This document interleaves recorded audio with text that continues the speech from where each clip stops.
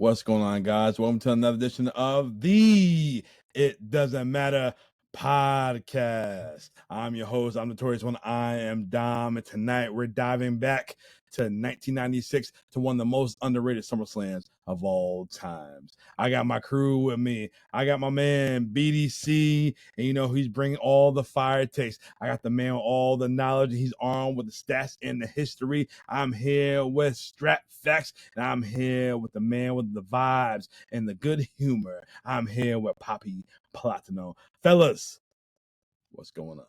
What's up, baby? What's going on? Platino, this is your choice. Why did you choose SummerSlam 1996? I don't remember watching this particular pay-per-view for some reason, but once I saw one person in particular who will be in our Hall of Fame, Psycho Sid, the man. I had to choose it, so that's the only reason why. So yeah, I didn't care about anything why you else. chose 96? Yeah, I saw Psycho Sid, so I was like, all right, I'm happy. Oh, damn. All right, well, that threw me off. Well. I didn't expect that. Yeah, Psycho Sid, he is loved on the IDM pod. And he had a match later on we're going to talk about against the British Bulldog. But also, I did want to see this version of Vader because there was talks of him and Shawn not getting along. So I kind of wanted to look at this match and kind of like deep dive here and there to see maybe where the rifts were, or maybe it was just all fodder that Shawn was just in his, you know, his demons. Because in that time, Shawn was not the Shawn of right now. Shawn right now got bad knees, knee replacements. Yeah. All right, but BDC, Strap, did you guys watch the show live or on tape? This is the first time you ever seen this show? It is not the first time I've seen this show. The first time I did see it was many moons later on DVD, or actually on VHS. One of the first things I personally rented from Blockbuster was a couple of SummerSlams, and this happened to be one of them. I did not see it live because Dad wasn't paying for that, and I wasn't paying for it either. So yeah, as I said, many moons later, I got it through Blockbuster, and watched that along with, I think it was 2 or 3 other events at the time, including one Capital Carnage. That's a big gap right there, bro. I watched a lot of them. I got 4. I got literally 4 VHS tapes at one shot because I just knew I was going to watch them all in one night, and I didn't. So, Jeez. Did you get one night in China? Absolutely not. Oh, all right, just checking. What about backdoor? No. No. All right. No. Yeah, No. You missed out. No. I guess I did. No. Just no. Just know, brother, when we were back there, we took over. Nope. Strap, how would you describe the WWF in 1996 compared to WCW Nitro and the way the NWO was blowing up? Because I know you started in 95. What are your thoughts on this? Excuse me. I was still focused on the previous question that I didn't answer. My bad, play. I know exactly. I know exactly where I really wanted to get this story out. I wanted to say this. That's why I had no idea what you just said, because I was thinking about this. I know, well, for one, I can never get pay-per-views. We didn't have that capability in this house. Never. So that's one thing. But you could turn on the channel and it'd be all scrambled and you could listen to it. So yeah, I listened to the pay-per-view last night, fellas. But the next thing is I know that I wasn't around. It must have been like a family trip to New York for some reason, because I set the VCR to record the free-for-all, which featured Yokozuna and Stone Cold Steve Austin. And the nature of our television, routed in this house by my tech-savvy mother, sometimes the signal wouldn't come through. And then I'd record nothing, which is what I discovered when I came home, that the TV recorded static because no one wiggled the cable just right. But anyway, that happened before this pay-per-view. And, the WWE Network or Peacock or whomever, they're not always great at showing the pre-show, and especially with the modern WrestleManias and such. The Usos notoriously were never on the main show, WrestleMania. They were always on the pre-show of WrestleMania, Yep. So where were those matches, for example? So to me, yeah. Well, if you remembered Stone Cold Steve Austin versus Yokozuna, and we're looking for it, couldn't find it. They finally released it a couple of years ago. Thank you, WWE Vault. I believe it was you. And it was the most bizarre match because here you have, again, a future superstar, Stone Cold Steve Austin, and Yokozuna. What a matchup, huh? And allegedly, all I can remember hearing or reading is that, Yokozuna went for the bonsai drop, and he goes up for the move, and the ropes snap, and he falls backwards. Stone Cold rolls him up for a pinfall, eerily similar to how Owen Hart would roll him up the very next year. But anyway, Stone Cold was talking about how something was wrong with the ring, or there's a trap door in the middle of the ring that they kept trying to avoid during the Stone Cold Yokozuna match. So Stone Cold was specifically walking funny around the ring, and I just thought, okay, well, it's pro wrestling. You guys exaggerate stories. After having seen this match, which y'all should check out too, you can see Stone Cold oddly just moving in the ring. It's the most craziest thing. No wonder they never easily released it for fans to watch. It is awkward as hell. But anyway, never saw this SummerSlam before. I had checked out a few of these matches, but I didn't remember it as a whole. As a matter of fact, watching this show, it was uncovering many secrets that I totally forgot about. So as we go along with the show, there'll be some surprising things to see. But your follow-up question, Dom, which was, if you could repeat it for everyone here today. How would you describe the WWF in 1996 compared to WCW Monday Nitro and the way the NWO were blowing up? Well, it's kind of weird. I mean, creatively, if you look back, they were both doing very well. I mean, they were already 5 months or so into the Monday Night War. So, I remember that January, we're still talking about that Raw Bowl, and we're talking about Vader debuting at the Rumble and then assaulting Gorilla Monsoon the next night on Raw. The story with Shawn Michaels being concussed, in that injury and coming back of the Royal Rumble. Diesel just turning heel, entering the Royal Rumble. Bret Hart's the champion. He's going to face The Undertaker. And that's all January 1996. You know what else was in January 96? The Battle of Hulkamania versus the Dungeon of Doom. There's the Giant and the Horseman. There's Ric Flair. There's Giant. There's the Mega Powers, Hogan and Savage, with their secret weapon, Elizabeth. Hey, chill out. We didn't get that far on Nitro yet. we getting there. We getting there. Not there yet. Well, as I told you guys the other day, I wanted to watch that Clash of Champions for whatever that was, for that era. But that was all January 96. It's an exciting time. I don't know why I chose one or the other. Maybe because I got into wrestling because of the kids at school, and it's like I think they liked the WWF more, so that's why it meant more to me to watch the WWF. But yeah, I don't know if I really I can't imagine if I was such a WCW fan. I can't imagine that. And look what happened. But anyway, the state of WWF, they were in flux. They lost Razor, they lost Diesel, they lost their main stars. Shawn Michaels, their new world champion, and he's having a stressful summer. He's kind of had the stressful run as WWE champion that Eddie Guerrero had, just holding on to that pressure of being the man, the guy. And, he defended against the British Bulldog and Vader. He was supposed to lose it to Vader, I think. And he just had a really long year. But if you could pick a WWF champion to grow up with, you'd want a guy that was dominant all year long, like Diesel the year before, like Shawn Michaels here in 96.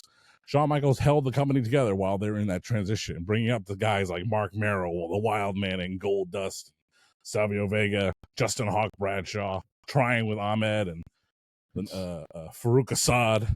Yeah, Farouk Assad. So they were in a year of transition. The WWF was from the new generation, because the new generation was gone. Half of them left. Three of 3/5 of them left. The new generation, they're gone. So it's just Shawn Michaels, The Undertaker, and then I'm Undertaker. But they were in a year transition, Dom. That's what they were in '96. Transition to greater things. Shout out to John's cousin, the Trans. It's been a long time since you mentioned y'all. We miss y'all. What up? What up? All right. A video package kickoff of how Shawn Michaels, he's going to take on Big Van Vader. They show how the Undertaker, he's going to face Mankind in a Boiler Room Brawl match. And we are live from Cleveland, Ohio, from the new Gund Arena, presented by Stridex. Platinum, did you ever use Stridex back in the day? Never. Hell, you want to tell the people today what the hell Stridex is? Stridex is basically like an alcoholic pad that would help wipe all the dirt and gunk. So if you got a little pimply kid in the house, got a teenager myself right now, I'd slap that Stridex when I see him. Slap, clean that face out, and toss it out. You want to clean it good. Remember the scene in Ace Ventura when he had the cloth when he trying to stop the running to see the ring? That's what you need to do. Put the cloth in his face, choke his ass out. There you go. Your face is pure. Yep. Just like that. All right, we got Vince McMahon, good old JR, and Mr. Perfect in that same blue suit that he always wears. It's like he only got one damn suit. But yes, Perfect's on commentary. In our opening match, we have Savio Vega taking on Owen Hart. And Owen Hart at this time, he is sporting a cast. Man, it was crazy seeing how he opened this match, because last week we covered SummerSlam 94 and he closed. Well, no, excuse me, I take it back. He should have been in the main event of SummerSlam 94, but yes, he was a match before then. But yeah, Owen, he's sporting the cast. He's a Slammy award-winning winner, and yeah, and this was a good opening match right here, a good opening back and forth match right here. And we see Clarence Mason come down to the ring, and he just watching what the hell is going on. Plot to know, who the hell is Clarence Mason? Was he the lawyer for Jim Cornette at the time? Well, basically like their parody of who's the lawyer for the damn OJ Cochran. trial? Okay. Yeah, Johnny Cochran. That's basically their parody of Johnny Cochran. It's kind of fucked up, but basically. So yeah, it was wild seeing this time Clarence Mason. Strap, what was Clarence Mason's name in WCW? It was like something big, like Lester Biggs, wasn't it? I don't know. damn. I bet it's something like that. Or Lester Biggs is somebody else. I don't know who that would be. Luther Biggs. Oh shit! I know what my name will be. Luther Biggs. Oh Lord, BDC looking it up right now. Who is he? BDC? Who is he? Sure is. Hold on. Hold on. You are over 18. Yep, we are. He was J Biggs, just J Biggs, Just big. J Biggs. J Biggs. All right, cool. I don't remember who he was Too much of a with soul, in man. WCW, but it doesn't matter. His career was short-lived. But Yeah. anyways, like I said, Owen had the cast on his arm, and during his match, he played a little possum, and he took care of Savio Vega, and he knocked him out cold with that dirty-ass cast. Then he Shit puts was him in the dirty looking, sharpshooter, too. and Owen Hart, he gets the win. And then after this, Owen Hart celebrates with Clarence Mason. Plot to know, this is your choice. What are your thoughts on this opening match right here? We're live, He's pal. speechless. He Yes, is pal. speechless. He There is you go. absolutely Oh, speechless. Lord, here we go. Uh-oh. The war. Oh, we hear you now. All Yep. right, yeah, fuck that. Yep. Continue. Go ahead. You're good. You're in But here. you are in here. We see you. We see hear you. you. Don't worry. We're not throwing middle fingers up at you or anything. We see you. We hear you. You good. What are your Mine's thoughts not a on finger. Savio Vega and Owen Hart? Let's open the match.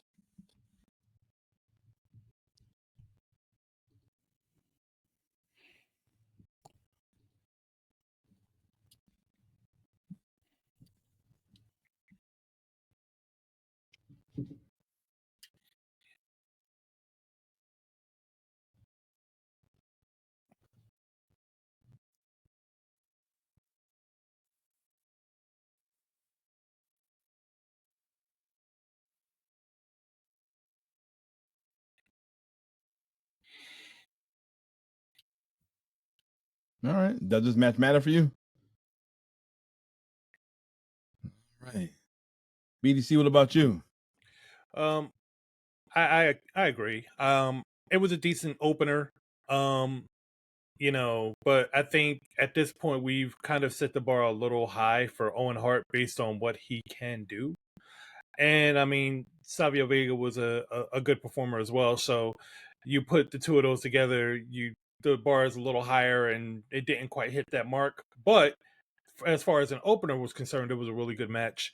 And like you said, at this point, he was rocking the cast, so there's always a gimmick involved. And whenever there's a gimmick involved, expectations lower a little bit because, at some point, that gimmick is going to be heavily involved in the finish. And it was. So, decent match. Still very much mattered. But like I said, it was more or less a matter of expectations a little higher than the match actually produced. Touche. That's a good way to put it. What about you, Strap? I didn't really have any expectations because I know the match was going to happen. I didn't as I watched the show, but I thought it was a good opening match between two guys. I mean, they weren't necessarily not like Savio Vega was just a little year out of being a 1 year rookie, even though he wrestled as Quang for so many years. I keep forgetting that. Quang. Yeah, Quang TNT. So he wasn't like a rookie. He just wasn't. So like here's he debuted as a new character as Savio Vega, and he's doing pretty well. I just don't think he was super over enough to face Owen Hart, but these two had a really good match, and I just didn't think the personalities were as over as they should be for kicking off the show hot, but that's not how they booked back then anyway. Yeah, so this match, it matters. Good way to kick off the show. All right, so after this, Justin Hawk Bradshaw, y'all might know him as JBL. He's out there with Uncle Zebekai, and he's talking to McMahon, JR, and Mr. Perfect and saying, talking trash about Savio Vega, and after that, he just clocks him. JBL hasn't changed. He blasted him. Yeah, he blasted him. Yeah. He blasted him. He was a bully back then. Justin Hawk Bradshaw, he's a bully still to this day. Yeah. He hasn't changed whatsoever. Yeah. All right. Well, after this, we see Ty Pettingill walking around in the Boiler Room, and we see Mankind just sitting there and talking about there's no place like home. There's no place like home. He's in his element. He's ready to go. This is the first time we've seen, or we are going to see, a Boiler Room Brawl match. They used to bring out all these new characters for the Undertaker to face, and they met their match with Mick Foley for the Undertaker. Oh yeah. I'm kind of glad it worked out for Mick because of what JR said about Mick Foley, because apparently Vince really just I don't get what gets Vince off with his choices and how he is, where he's like, I'm just gonna bring him in and I'm just gonna fuck with him anyway, just to break your heart. It's like, why you even hire somebody if you're just gonna be a dickhead? If you don't like the guy, Janelle Grant. What? All right, just checking. Wow. I know what he likes. Wow. Take that hat off, Platano. Clip. Wow. That sounds like a clip, ladies and gentlemen. That sounds like a clip. Wow. He really went. Great. Now the AI you knows. There, not me. What? Oh, Lord. He said, I don't know what get Vince off. Not like that. Yeah, you do. Yeah. Sadly, we all do. Yeah. You have to watch Platano's eyes as he's saying it versus looking at Dom's face, seeing if he picks up something else, which he did. Didn't realize I said it Very until I was much like, did. uh-oh, too late. Yeah, no bleep button again. That's like, had to walk over it. Like, it's like Elias at WrestleMania 39 or Monday Night Raw. He says, the next person that interrupts me is a dead man. And then comes out. Boom. So good. Man. That was good. Yeah, the Raw after because Undertaker wasn't at 39 at all. So Yep. Monday Night Raw. Yep. The only thing good about that post WrestleMania Raw, the glory days are gone.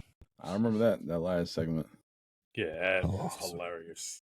All right, well, our next match is for the WWF Tag Team Championship. We have the New Rockers of Marty Jannetty and Leif Cassidy. Platinum, who the hell is Leif Cassidy? Let the people know. That would be... Is he still the owner of OVW right now? He's still a part of it. Okay. That is Al Snow. Oof. One of the mid-card guys back in the Attitude Era, if you would say. Yep. Definitely in the hardcore division, which was very exciting at that time. And he had his favorite character that everybody wanted. Mm-hmm. Head cheese. Mm-hmm. Yep. That head made him a star in ECW. Hey, yo. That's what she said. Oh, man. That's a clip. That is. That's another one. All right. I know what that meant in 8th grade. Well, our next tag team, we got the Body Donnas of Skip and Zip. Platinum, who the hell is Zip? Would that be Sonny's ex? No, that's Skip. That's Skip. Yeah. Then who was the other Skip, one? that's Chris Zip Candido. is Dr. Tom Pritchard. That's Dr. Yep. Tom? That's Dr. Tom. Yep. I didn't recognize him. Because he's blonde. His body wasn't so heavenly anymore. Yeah, I was like, that don't look like... I'm like, who the hell is that? Yeah, that's Dr. Tom. And then we got the Godwins with Hillbilly Jim, Phineas, and Henry O. Godwin. And the place went nuts for them. Oh, they yeah. definitely enjoyed the Hogs. Not the right music. Good old HOG and PIG. Every chick in that crowd loves a nice hog. And then you got your Especially tag in team Cleveland. champions. You got Billy and Bart, the Smoking Guns. And they had that With beautiful Sonny, who's cloudy now. And Skip, Yeah. at this time, he's wearing a neck brace. And like I said, the place is going loud for the Godwins. The Guns are your tag team champs. And whoever wins this match will be the tag team champions. And in this match, it's an elimination match. So you can tag whoever you want. You get the pin. That team's eliminated. They did some I had to rewind it just to hear the thoughts on, or the commentary on the match, because I didn't know at one point you pin somebody, they eliminated, because I'm like, oh, when they both tagged, when Zip and Phineas tagged both of the Guns in, I'm like, why don't they just pin each other and get the win? But I didn't know it was elimination until that time. I thought that too. I'm like, damn, that would have been slick. And Billy Gunn at this time doing a lot of talking, so you could tell he's on the verge of breaking out from being a smoking gun. A lot of talking. Cause Strap, when did the Guns break up? Roughly. It's around. It was a very sad ending to one of those Monday Night Raws, but they had a match. Bart versus Billy. The match. It was like in December of that year, and it's the one where Bart Gunn gave Billy Gunn a anyway, Billy Gunn had an injury angle out of it, and that's what led to Rockabilly and Bart Gunn disappearing for a year and a half. And that was prior to the Brawl for All too, right? Yep. Okay. Damn. It was a stun gun to the top rope. Yeah. I just wasn't sure if that was the name of the move, but that's the name of the move. Yeah, I think that's what they used to call that. All right, well, the Body Downs got eliminated first. The Rockers got eliminated next. And then the Guns and the Godwins are the final two. And the Smoking Guns get a win. After the match, Sonny gets on the microphone and said, "This is how real men are supposed to look. And this place will look a lot better." And then she shows a big-ass poster of herself. BDC, what are your thoughts on this match right here? Well, I thought it was okay. I thought it was okay. I thought that it was two teams too heavy. I mean, I get it for what it was at the time, but I think it was two teams too heavy. It should have just been Guns and Godwins, but you know how they do. They had to run up that angle to get to four teams. Like, it just didn't feel like the Rockers and the Body Donnas had any business being in that match at all. Which is probably why they were the first two teams eliminated. But it was all right. It was nothing special, but like you said, it did showcase Billy a little more. It was like they were trying to give Billy kind of like that charismatic lead tag partner where Bart is just like the muscle and he's just there just to wrestle and, you know, back up whomever. But I mean, it was all right. It was nothing special for me. You just kind of knew that Smoking Guns was gonna take it. You know, you had just a lot of stuff going on, but at the end of the day, you just kind of knew Smoking Guns was gonna take it. They were literally quote unquote the young guns in the match. So I feel like we've seen this at WrestleMania 13. Like, wasn't it like another 4-way for the tag titles as well? And two of the same teams are in it? I believe so. I definitely think the new Blackjacks were in it. Okay, so Bradshaw's in that one. Let me see. Hold on. So Probably the Blackjack, Godwins. Godwins. So it could be BDC too. Godwins so. would have been in it. Would it be the Rock, Furnace, and LaFon, maybe? Possibly. I One feel like more. I we've think, seen this, but just with We did. We covered Somebody- WrestleMania 13. yeah, we did cover it. I want to say. All right, so it was the Headbangers, Furnace and LaFon, the Godwins, and New Blackjacks. All right, never mind. Really? And same thing. It was a 4-way elimination for the tag titles. The Bangers All right, didn't, so didn't never show mind. up till like I say Survivor Series, I believe. Say that again. Early 97. Bangers didn't come into like it was early 97. Yeah, they debuted on Shotgun Saturday Night as Mother and Sister Smucker. Oh, And then they reveal themselves to be the Headbangers. Listen, I didn't always get to be able to stay up or know when the right syndicated time for Shotgun Saturday Night was back in that time. That's Right. right. It's like fucking Triple H got Tombstone on an escalator. I remember that. You know They need to that? bring that shit back. Shotgun Saturday night. I want to see that shit. Hell yeah. I was just wondering Oh, if man. they that hair went inside the escalator and then Ugh. Final Destination. Ball game. Go to Jay the ball. Uso yeeting Grand Central Station. That'd be dope. Oh, whole green. Police, Central just- police! Jay Uso dressed as New Jack. I'm raw. Oh, jeez. Yep. He didn't even I eat. appreciated that. That was I dope. appreciated that though. Every little detail with the headband, the tape, the armband. The armbands. Yeah, it was dope. It was dope. And And the a cart full of t-shirt. weapons. Yeah, That wouldn't have happened with Vince. Oh, that was during the main event. yeah. Yeah. Main event, Jay Oh. Uso. Oh, I skipped over that shit. I just watched the opening promo. Oof. R.I.P. Tommy Dreamer. By the way, R.I.P. I heard. Yeah. Yo. Oh, I love Paul. All right, Yeah. Strat. What are your thoughts on this tag match? It was an interesting look at the tag division, but that's all it was worth because, you know, the Rockers looked horrible. Yeah, they did. I mean, even the gear. you know, Skip and Zip. I mean, we knew what Chris Candido was capable of, so watching him as Skip is very disappointing. Yeah. Especially with the that damn smoking neck gun. brace on. He didn't even get in the So, match. So they have eight professional wrestlers, and only the match was written for one of them, and that was, as BDC talked about, Billy Gunn. So the only thing to take away from that match was Billy Gunn's heel tendencies. So this match does not matter. Plot to know. Doesn't matter. I agree. It's unanimous. It does not matter. They try to, push Billy Gunn, and obviously they made the right choice because you see where Dr. Ass, Mr. Ass, you see where he's at right now. So What? Yep. Oh. yeah.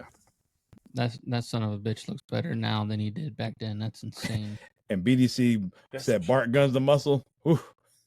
Yeah. Wrong. Not anymore. Not anymore. I mean, Bart's still. Well, last time I seen a video, I was like, still jacked, but jeez, not like Bill. I mean, where's his voice come, dude? You know, he does Yeah. not sound like Bart Gunn. Not like we ever knew what Bart Gunn sounded like anyway. well, Yeah. It's ironic that two of the biggest jack dudes in wrestling were two of the skinniest dudes in that match, being Bart Gunn and Leaf Cassidy, aka Al Snow. That's Because crazy. that dude is freaking jacked now. Yeah, he is. He is jacked. Yeah. So Platinum, my question is for you. We know on the other channel, WCW, they're hot right now. They're starting to really take off. Do you feel that the WWF undercard feels more weak compared to WCW at this time? Yeah, definitely. Because I was flipping channels back and forth, and what kept me watching WCW was the cruiserweights. It was the one thing that WWE never capitalized on. They never could, because Conan had that straight pipeline from Mexico. So if WWE just had two of those guys, like Eddie Guerrero, or I mean, they had Mil Mascaras here and there, but Mil, no job. He's not doing the jobs. No job. Mm-hmm. No job, That's the problem. Like he wasn't gonna do a job for the WWE talent. So yeah, they were missing, but you got to focus on your main events. That's what bringing in the kids and the tickets. But you got to bring some guys up. While you got the top guys up there too. Yeah. All right. Well, our next match, the reason why you wanted to watch this show right here, we got the British Bulldog taking on Psycho Sid. And you know what? I look forward to this match, but this match was so short that Sid got the win with the powerbomb. Yeah, it's crazy because I feel like nobody realized how crazy the crowd was going to get for Sid. Like, I don't know if it's because it was a surprise, the way they announced it, but for some reason, Sid always has that groundswell from all the fans, whether he's heel or babyface, where the crowd just goes nuts for him. I still, to this day, don't know why he's not in the hall, but it's a made-up freaking hall anyway, so who gives a shit? He's in my Hall of Fame. So, Hall of Fame big man. That changes every week. Yeah. I don't know if it's weird. Is he technically Mount a big Rushmore? man? Is he technically a big man? Technically, he would be classified as a big man. Yeah, he's in there. Fuck it. Yeah. It's just he was so freakishly athletic for his size that it's very easy to not coin him as one, but he very much was. Well, one thing that we keep saying about Sid all the time, that most of these wrestlers, even now to this day, don't have charisma. You either have it or you don't. Or you don't. Right. You can't buy it. You can't sell it. You can't teach it. It's just you got it. It truly is one of those things where somebody, it doesn't matter how tall you are or whatever, you walk in the room and everyone's like, who's that guy? Yeah. And the craziest part is that he wasn't the best talker by far. Didn't need to be. But everything else about him said it, so his voice didn't even matter. He had one, cool, you can hear him talk. A lot of the stuff that he said was absolutely funny, even if he didn't want it to be. Yeah. But he had it. Whether he was a heel or a face, he always had it. Yeah. And so it was like, no matter what, he was just going to be over no matter what. He had it. He had it. What do you expect with a guy with a bowl of ramen noodles on top of his head? Bingo.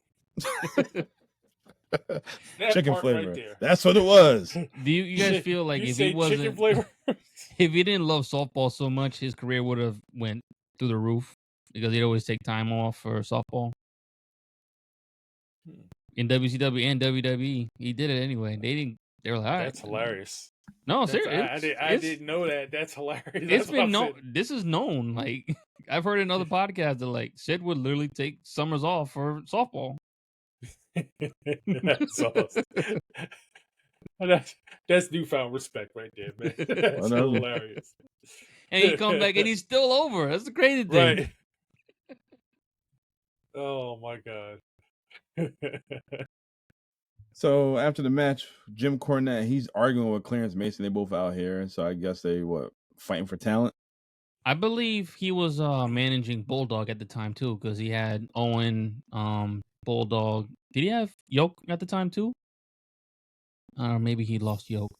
Yoke might have been gone by then. All right, well, he had those two guys, that part of the Hart Foundation, and maybe he had a third. Oh, he had Vader too as well. So he was managing a few guys, and from what he's looking, he's like, all right, you're an associate of mine, but you're poaching my talent. You're not taking money away from me. Which is smart as a basically like that sleazy manager that trying to keep somebody under his thumb so that way he can still make money off of them. What do you guys think? Yeah, Strap, what do you think? I was thinking, Jim Cornette, he Camp Cornette as a manager. You had Bobby Heenan, he's the manager of champions. Andre and Nick Bockwinkel and Mr. Perfect. But Mr. Cornette did not have any world champions that he got to the world championship. Vader already won his WCW world titles without him.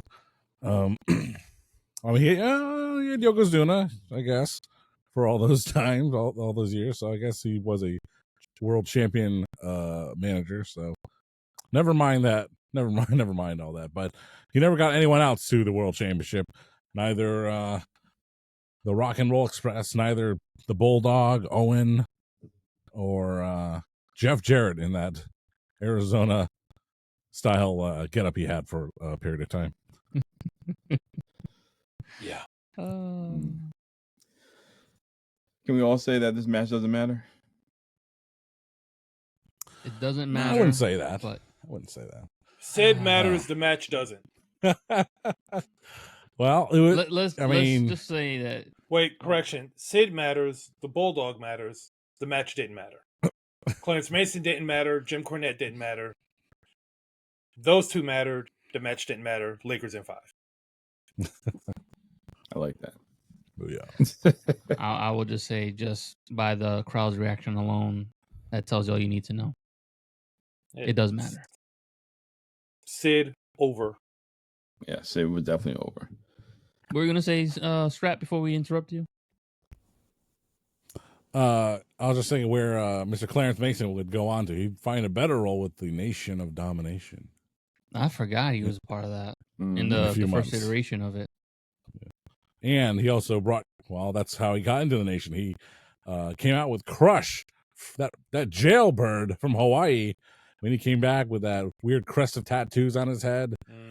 And they're trying to chant jailbird at him like it was a episode of Happy Days, which was filmed in the 1970s. I remember that episode. Do you know that one episode? I don't know the chick's name. Nah. I just remember. Did you the only episode I remember is him jumping the shark. It's like, it's a Happy Days a show you would watch anyway. I used to watch it on Nick at Night. Me too. Happy Days was awesome. Did you Oh, yeah. Did you say you watched it on Nick at Night? Yeah. Yeah. That is hilarious. I was watching it when it was coming on WPIX when it was Okay. He's watching on Real Times. I was watching it when it was just repeating for the first time. Jesus. Lord. They were just putting it back on TV. This really has nothing to do with wrestling, but I was doing this plan. I need to go to fucking bed. But I was DJing a wedding. It was volunteer work. It was, so it was free. So it really, that's how it plays. It really didn't matter what I did because I wasn't getting paid for it anyway. Right. But, oh man, the people were special needs people. So, they were taking their time. They're taking their very sweet time because it's like, okay, it's like, what are you supposed to do? Everyone in the room knows what's going on. So we're all just waiting. And it's like, I'm the DJ. I'm supposed to play their music and wait for them to come out and all that stuff. And I'm like, well, the crowd I'm not afraid of public speaking. I was like, does anyone remember Nick at Night? I was like, yeah, sure. Did you know that they did theme nights and every night of the weekday had a theme night? Does anyone know what those theme nights were? Of course they did. It's like, well, I do. Monday, Happy Days. So Monday. So if you guys want to play along just a little bit, think of the classic TV shows, sitcoms of television history. Okay. So what each day, 1, 2, 3, 4, 5 would have a theme day. So what would Monday be if you had to guess? Would that be Bewitched? No. Brady Bunch. No. Dick Van Dyke? I'll give it to you. It's Munster Mondays. Oh, Monsters. Monster Mondays. Okay. How about Tuesday? Tuesday. This is That's all Happy real. Days. This is all real. yeah, I think that was Happy Days. That's Happy Days. Really? That's not Happy Days. No, it was I Love Lucy Tuesdays. Oh wow. Hey, Wednesday. That's Which Wednesdays? I love that one. The- though. Correct. Bewitched Wednesdays. Bewitched Wednesdays. Bewitched Yes. Wednesday. Bewitched That makes sense. Thursday. Brady Bunch. Thursday. You already said it. Someone said Happy Days. Happy Days Thursday. Nah, Happy Days is Friday. Happy Days is gonna be Friday. No. Well, they might have changed it, but in this iteration, Fridays was the Wonder Years. Oh yes. Oh my god. Oh, I love that one. I just randomly, because when I had Paramount Plus, I looked at this random one episode of Wonder Years. I remember Kevin Arnold. He worked at this hardware store with this old guy. There you go.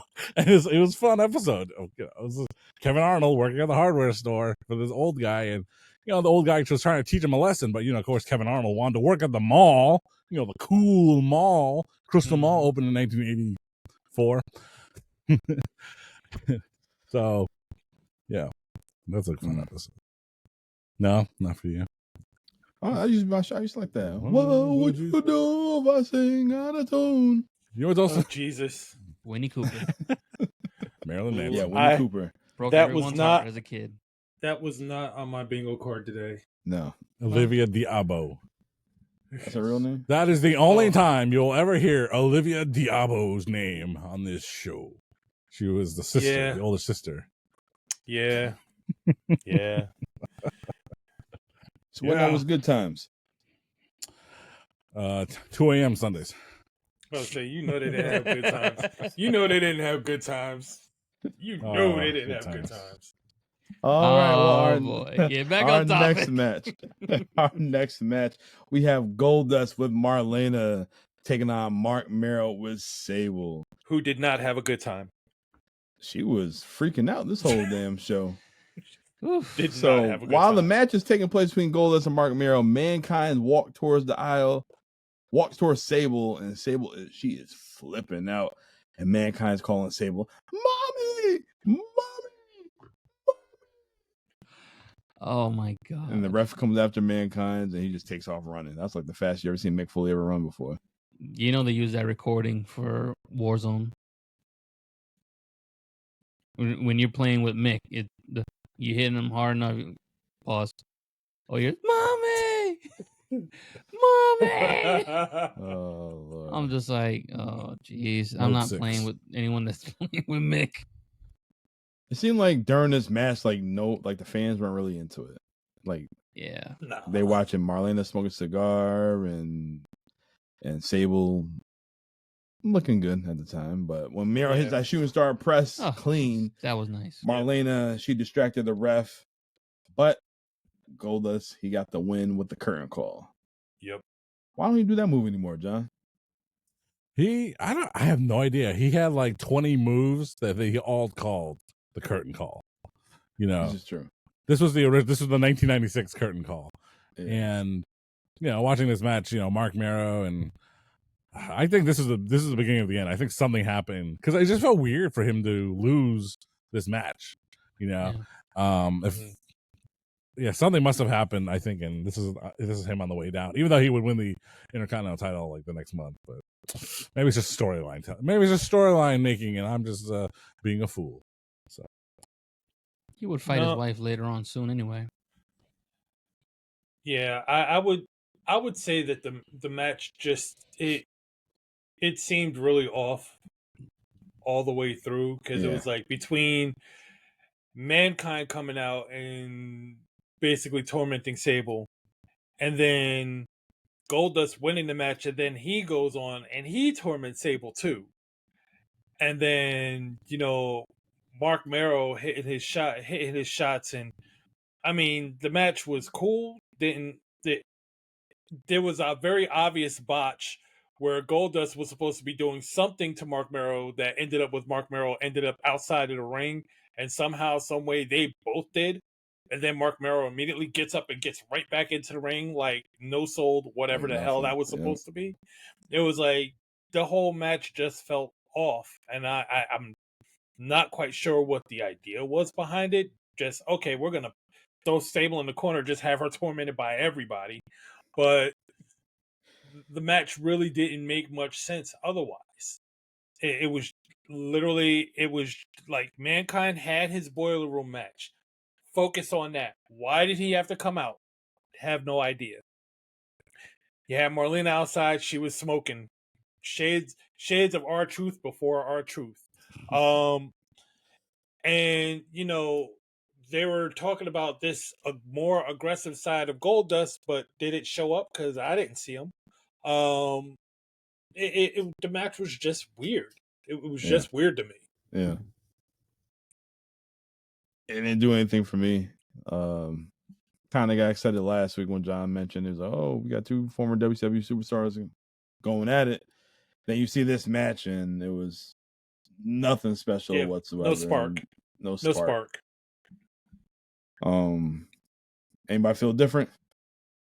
No, I mean, you pretty much summed up the match the way it pretty much looked. Because I was disappointed, man. Because Goldie, he can go. He gets the right guys in there, and I'm thinking, all right, Mero back in this point, he was actually a decent worker at this time. But I'm watching the match, I'm like, oh, what did I pick?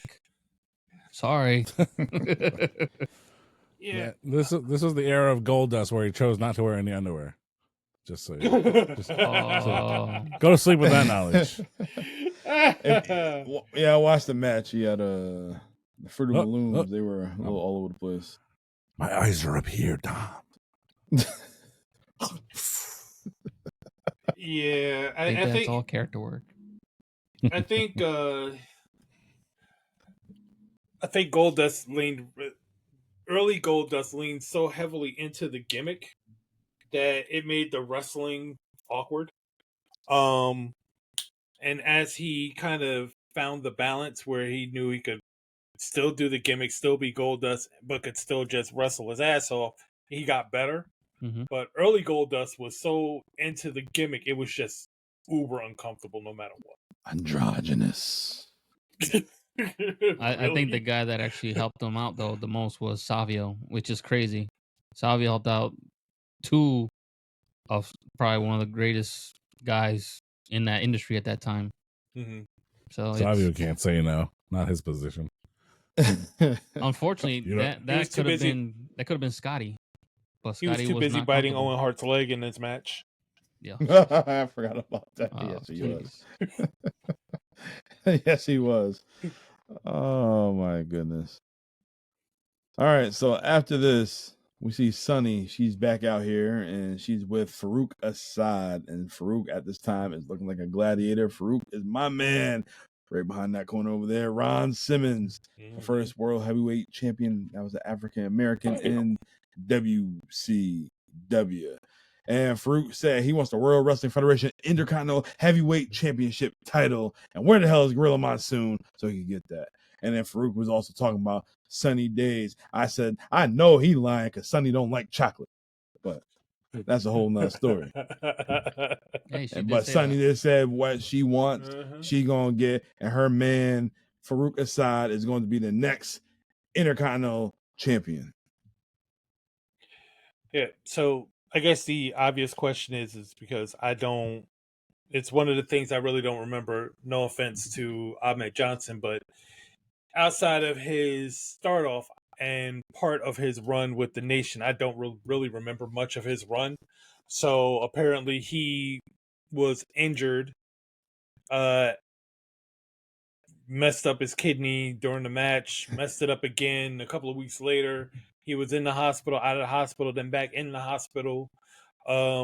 Had the doctor patting him up, and I'm looking at him in his robe. I was like, "Is this dude sitting here naked in a robe?"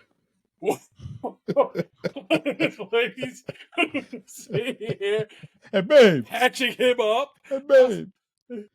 And then I looked at the nurse and I'm like, okay, is this a real nurse? Because she kind of looked like Tanya Harding, but Tanya Harding wouldn't have been that old at that point. So it was like, I was confused, but basically, bottom line is that IC title is vacant as a result of that. Our IDM's favorite champion vacant. Not mine. So It's in WCW. yeah. So yeah, it was just I don't know if how much of that angle was anything. Because I didn't remember it much, but I'm watching and I'm like, oh, so that's why he's not there. Oh, okay, interesting. Yeah, I no idea though. No idea. No idea. Not sure. We talk about Ahmed Johnson again. Strap, you want to give us a quick rundown by Ahmed Johnson and hold out the big T part. Start the clock. Okay. Ahmed Johnson, he was a new superstar in the late 1995. His first most impressive feat was being the second person to scoop slam Yokozuna in a multi-man tag match at the 1995 Survivor Series. He was, he was one of those new hot prospects of 1996, along with Savio and Goldust and Wildman Mark Mero.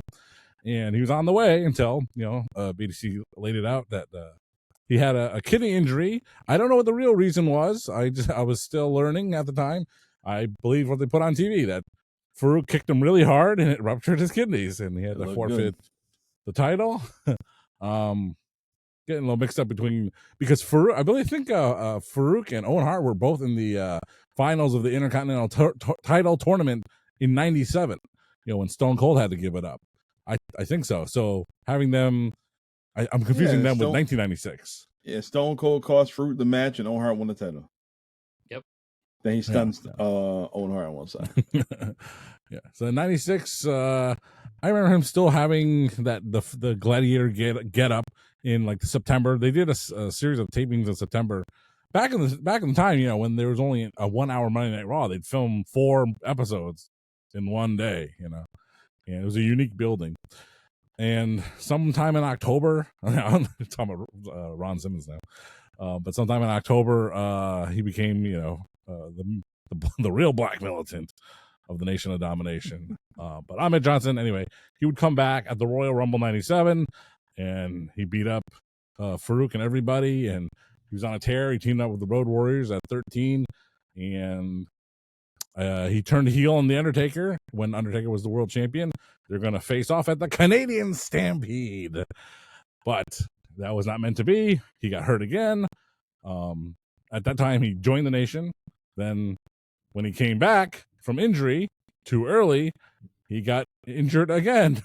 So they kicked him out of the Nation of Domination, and he would come back to take, I believe, his last match ever, maybe, against Kane at No Way Out 1998. Oof. If you want to know more about Ahmed Johnson, check the archives. He was on our show, and he talked about how his time was in WWFE and the reason why he left WWFE. Did you talk about Sonny in that episode? I forgot. Nah, he didn't. Hey, babe, fix my hat. Man. It's a great interview because right off the bat, I fanboy and say, I'm a big fan of you, Ahmed. Always get to start off interview with fanboying, because if it's someone you don't care about, you're like, okay, what's your next story? All right, well, our next match is a story, because we get a returning Jake the Snake Roberts taking on Jerry the King Lawler. And Jake the Snake Roberts, he is a born-again Christian, and Jerry the King Lawler, he kept on mocking him, basically saying, you're going to repent and sin again and whatnot. And the King is out here with 2 of Jerry the King Lawler's friends, Jim and Beam. He had 2 bottles of Jim Beam with him inside his jacket. And he's wearing a Vinny Testaverde jersey. That shit had to be hurting him. That had to be hurting him. King is a diehard Brown fan. You rocking somebody in your same conference, the Baltimore Ravens jersey, when you're at home in Cleveland. Well, that's where you reside now. Technically, the Baltimore Ravens were the OG Cleveland Browns. Yeah, but the Browns suck at that time in '96. Yeah. So, but bear in mind, Cleveland, the Browns had just moved to Baltimore, so this was like it It was all the pain. It was all the pain. Mhm. I forgot that Vinny Testaverde was actually a Cleveland Brown and Baltimore Raven, so that in of itself was like, oh shit. Yeah. But yeah, King was overboard because between the two bottles of alcohol in his coat, and then he had the snake bag with the biggest bottle of wine I've ever seen in the history of man. I don't know where that bottle is. I need to find one like that though. He was out of control for the start of this match, and I really thought that when Jake just had enough and threw the snake on him, that was pretty much it. Match was over, but he did come back and they did actually have a match. Yeah, I feel like this match segment kind of dragged out. The King did more shenanigans than anything. Yeah. And obviously, Jake wasn't going to do nothing whatsoever. We also had Mark Henry, who recently signed with the WFE at the time. He was on commentary. And I think that was the purpose of this whole match. Yeah, because I think after this, Mark Henry. You got that feud after this with Mark Henry and Jerry Lawler after this. So they served up Jake the Snake and the King to Mark Henry's debut, essentially. Yeah, so Harvey Wolfman, he's the referee at this time, and Jerry used the bottle to hit Jake in the throat. My man was parched. He needed a drink. That's why, the King poured some drinks in his mouth after the match. Long story short. Like, I understand that Harvey wears glasses, but how strong did the prescription need to be to very clearly see that when you're looking dead at him when he did it? It was like, I'm like, okay, his eyes is looking dead at the King when he hit him with that bottle. How did he miss that? And then he sees the bottle rolling in the corner, and it's like, how did you miss that too? What's your prescription there, BDC? Let's see if yours is like mine. Oh, mine is great in this one, sucks in this one. I'm negative 4.75. So Harvey, you and me, brother. I didn't see it. Yeah, them shits is horrible.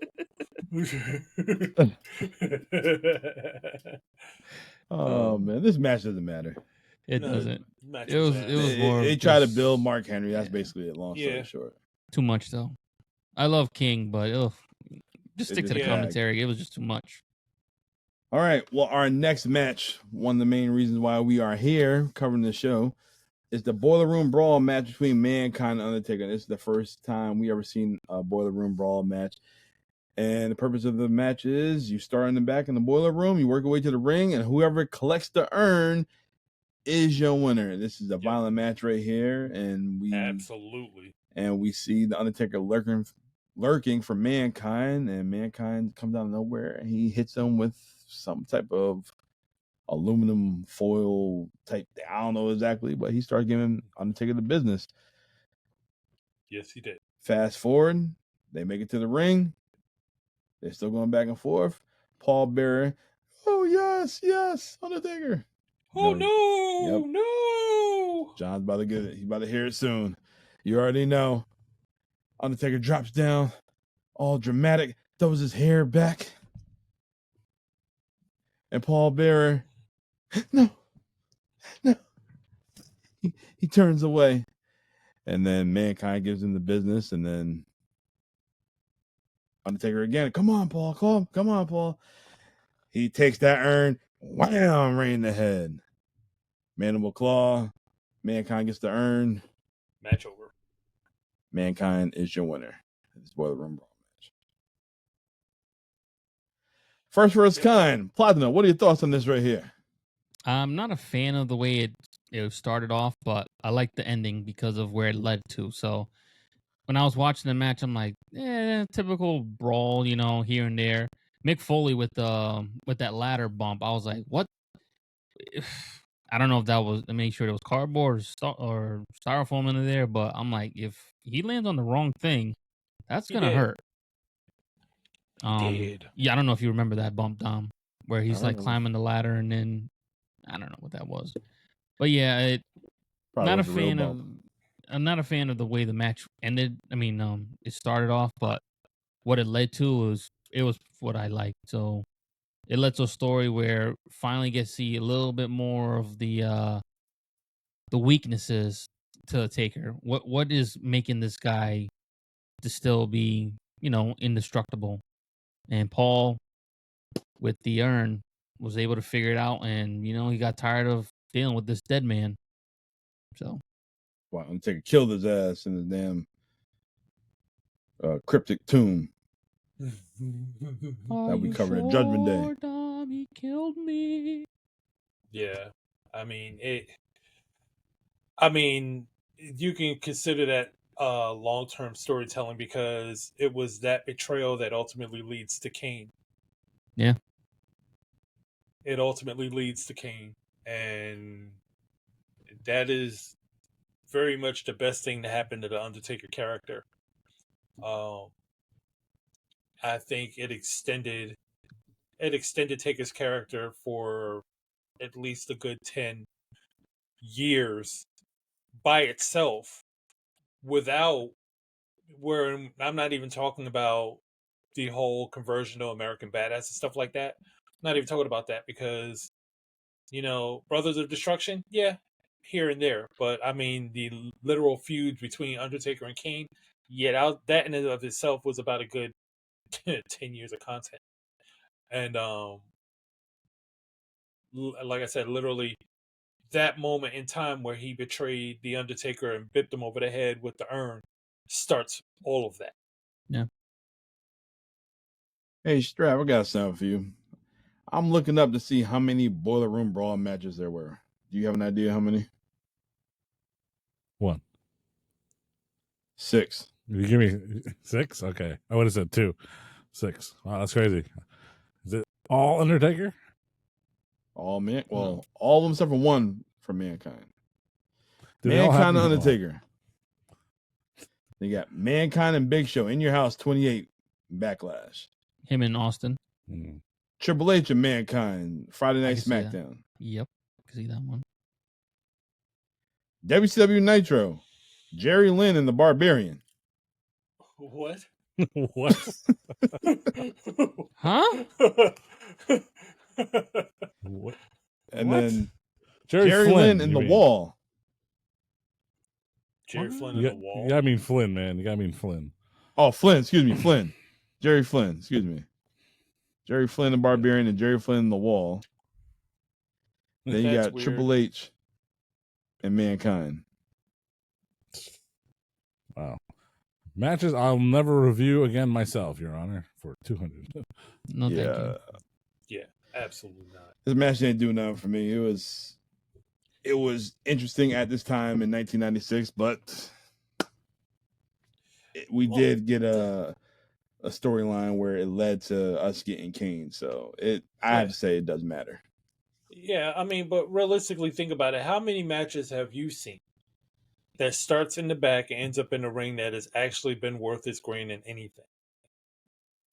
Remember that hardcore match with Big Vito and Screaming Norman Smiley?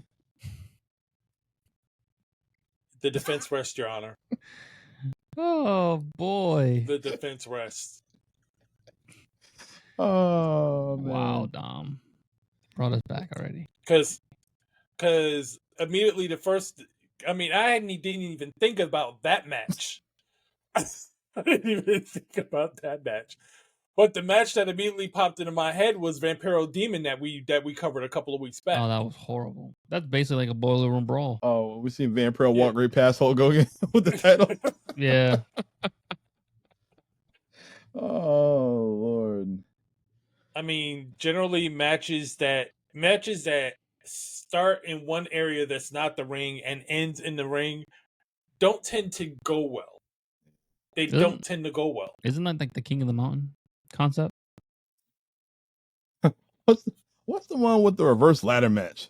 When you have to put the belt on the damn or put something on the damn rope. Yeah, John, what is it? Maybe that's the King of the Mountain. Is that King of the Mountain? I believe so. I think Yeah, you yeah. start on the floor, you grab the He belt. put it up. He Put put the- it You up. have to put the belt Pull it up. back down. Oh my Lord. What is? Some I know dope you're stuff trying, and shit. Jeff, but that was a bad idea. Does this match matter, guys? it matters for what it matters for what it led up to. Yeah, I agree. It matters for that. It matters for that only. Match wasn't great. Storyline enhanced it. Yeah. Yep. Jonathan. All right. Main event time. Let's do it. John don't care. John don't care. It's all right.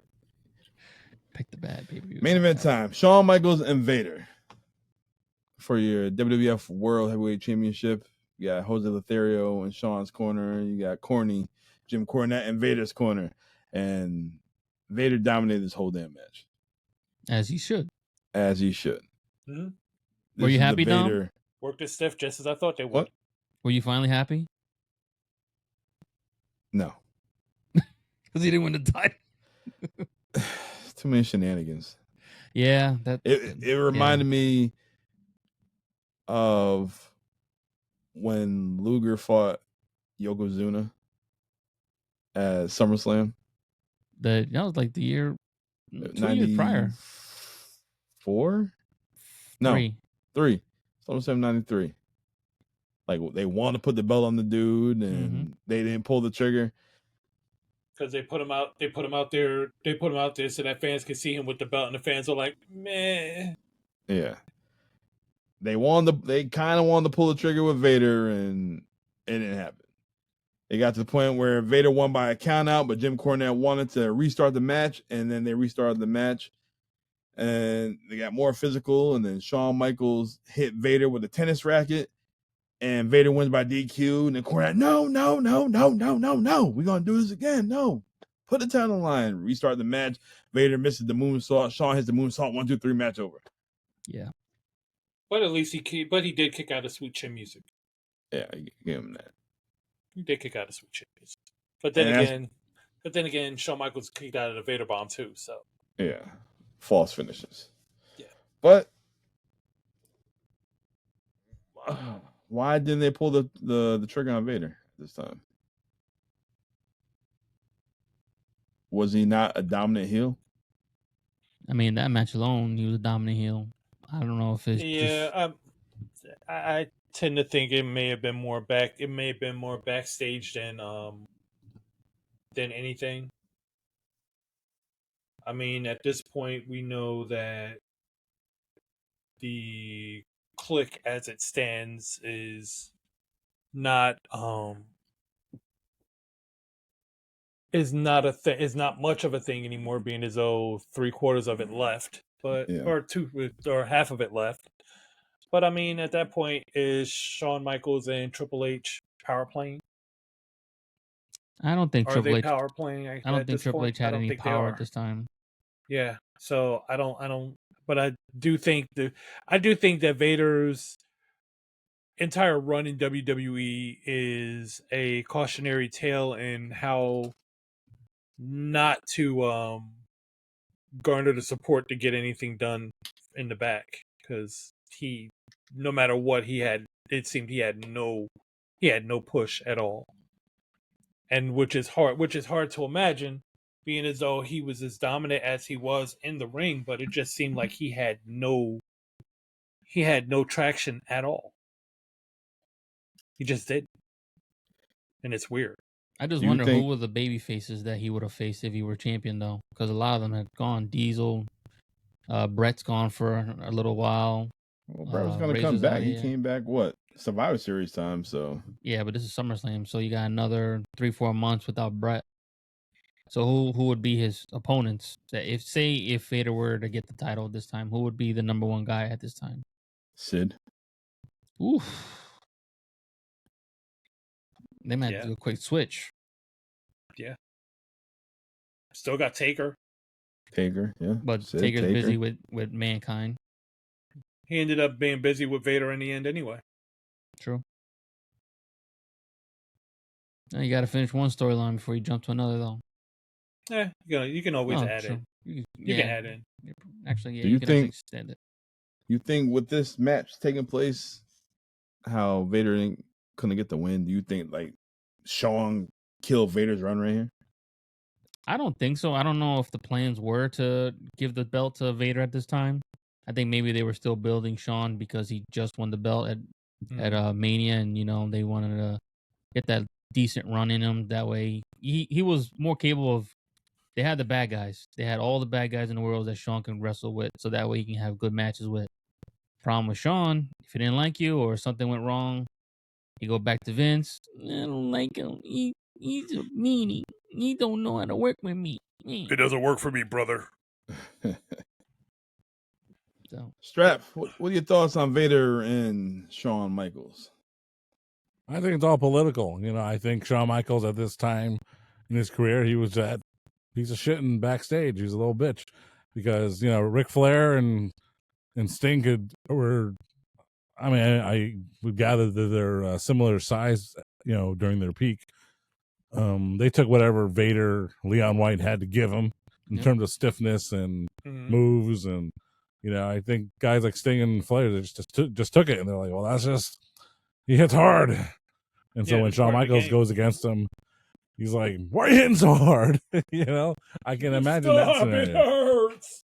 So I totally believe that Shawn Michaels sabotaged Vader's push. What wasn't helping was that he had someone to compare it to. Sid, he's like, I'd rather do a job to Sid. I don't know how close Shawn, but obviously they were close enough to have programs over the last, few years. So I would imagine that they were friends, more friendly than Shawn and Vader were. He's like, Vince, look, he's in better shape. He's more over. I'll drop the title to him at Survivor Series, not Vader. So I can imagine it's all political for sure. You can't have a guy like Vader be successful in Japan and WCW and all these places, and then just why isn't he successful here? It has to be something where Vince isn't a huge fan. I mean, he's a fan. He pays him and got him, or maybe that was a JR call. Who knows? But Vince loved Shawn Michaels. Oh yeah. Well, that's true. Let's really kind of think about it from that standpoint, from that vantage point in the 90s. How many big men, super heavyweights, how many super heavyweights, not Samoan, carried the WWF title? At that time? Mm-hmm. Just one. Taker. No, I mean, not tall, but just big, like Yokozuna, big, like that. Well, he said non-Samoan though. Non-Samoan, Andre. And that's why I said not, and I said non-Samoan because Yokozuna, because I do firmly believe that's part of the reason. That's part of the reason why he got that title. Yeah, the last guy that had it like that size comparison was Diesel. Right. No, Diesel didn't get it yet, so it would be Hogan. Because I mean, think of the guys that they've had. Yeah, you've had Vader. You had One Man Gang, even though he was a key. You then had Mabel later down the road, and I mean, like that's what I mean by super heavyweights, not the taller guys, but just like the really bigger guys, the 400 pounders and plus. Yeah, Bossman. Of course he had Show. Bossman was never world heavyweight champion, was he? Well, he fought for it. No, but the thing it did, the Vader fought for it. He didn't get it. So I'm talking about guys who's actually carried it. Yeah, and I mean, if you look at it from that vantage point, there hasn't been a whole lot. So, and I don't think that was ever really the apple of Vince's eye. How their body looked mattered to him. How their bodies looked always mattered to him. Yeah. And as I said, Yoko got the pass because he was Samoan. And the Giant, Big Show, he got the pass just because he was who he was in WCW, and he was just big freak, and it just made sense. But outside of that, who really? You got a good point there. This literally was the new generation. That's why it was time to flip the script. That's why you had Brett and you had Shawn. So them two guys were gonna, be the catalyst for the next up and coming guy. Yeah, you could have literally had him lose to Vader, and he could have held it till Brett came back, and then Brett could have gotten it from him. But Shawn and Brett were not necessarily friends either, so that may have been a whole different issue. Yeah. Would have made the screw job something really epic. All right, guys. Well, final question of the night. SummerSlam 1996. Does this show matter? We get some storylines moving on to later on in the year, which is going to take us to 1997. Doesn't matter. I'll say it does, just because it advanced a couple of stories that will later be somewhat important into And right. to WWE. And that would be my answer too, is that the event itself doesn't matter. The storylines it helped to cultivate does. Yeah. Strap. No, it's like I said. I'll say it does matter. I mean, even if not all the matches were great, that's shows more about that, more than just the matches sometimes. And if you're following, 1996 WWF, it's like this is an important show in the history of that year. So it's a big focal point. So historically, it definitely does matter. Yes, the card, it wasn't all that, but it definitely picked up, and it definitely led to what we had in the future. Like I said, we see the history of Shawn Michaels and Mankind and Kane, and potentially Kane going to be approaching within the next year or so. So yeah, it definitely all played out to the way it's supposed to be. So this card definitely does matter. Relive SummerSlam 1996 whenever you get a chance. If not, just listen to us. But this concludes the month of August, and we're kicking September with the Clash of the Champions 8 Strap Facts choice. All right. Strap, this ain't like you. You chose a WCW show, and you chose a WCW show that took place in 1989. What's up with that? I don't know what you're talking about, Dom. Why wouldn't I choose a show like that? Only reason why I think you chose the show is because it's short.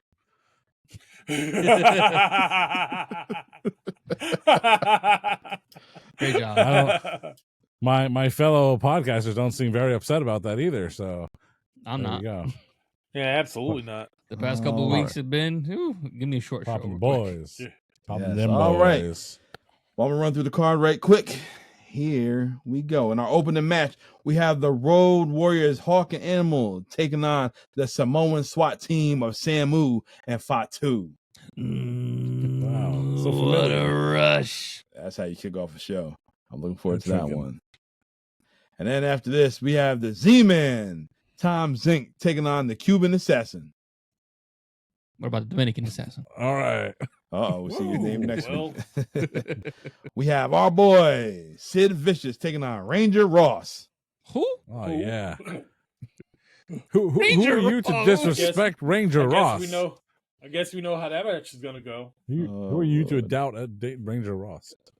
Our next match is for the NWA World Tag Team Championship. We have the Fabulous Freebirds of Michael Hayes and Jimmy Jam Garvin taking on Rick and Scott, the Steiner brothers. Ooh. Okay. So Doc I just want to see breaks the his neck? entrance. I just want to see the entrance because Dubbed over. Michael Hayes back in the day was Bad Street. Yeah. Generic song. Hey. All right, after this, we have Brian Pillman taking on Norman the Lunatic. Oh, why does that name? Loser bangs Terry Runnels that night. Wow. He probably did anyway. All right, after this, we have Dr. Death Steve Williams taking on Mike Rotunda. That might be a We'll skip. see what JR saw in him. He's like, he's going to beat Stone Cold. Our next match is for the NWA United States Heavyweight Championship. We have Lex Luger taking on Tommy Rich. Wildfire Tommy Rich. Ooh, Wow. That's gonna be a brawl right there. Maybe. And our main event is a tag team match. We have Sting and Ric Flair taking on Dick Slater and the Great Muta. Hey, all right. Interesting pairing. It is. You know what? It's an interesting card. I can't wait to see the show next week.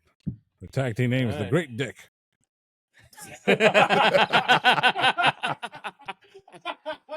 You can't beat that. You can't beat Great that. dick. Don't beat it. You gotta end the show on that one. Let JR say that one. Great dick. All right, well, that wraps up SummerSlam 1996. Shout outs to my boys, BDC, Strat Faction, and Poppy Platino. Thank you all for chopping up like always.